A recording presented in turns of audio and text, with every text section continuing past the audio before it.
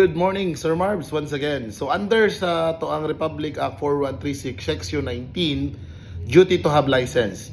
So the driver's license must be carried at all times when operating a motor vehicle or shall shown upon demand to any person with authority or to confiscate the same.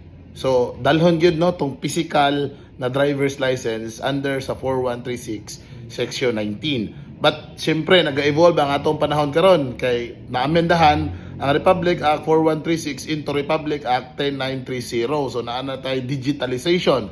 So naa na ni sulod nga ginatawag nato nga e-license. So kitong e-license under Memorandum 2023-2410 on Section 9, ang e-license o ang physical license pareho lang sila, no?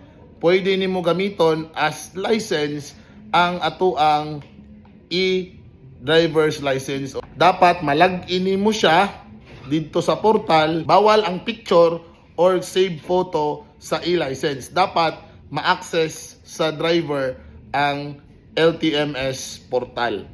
No? Kung dili na ma-access ang LTMS portal, then wala niya nadala ang iyang license. So subject yun siya dito sa failure to carry driver's license. So amping ta kanunay mga driver, Sir Marbs.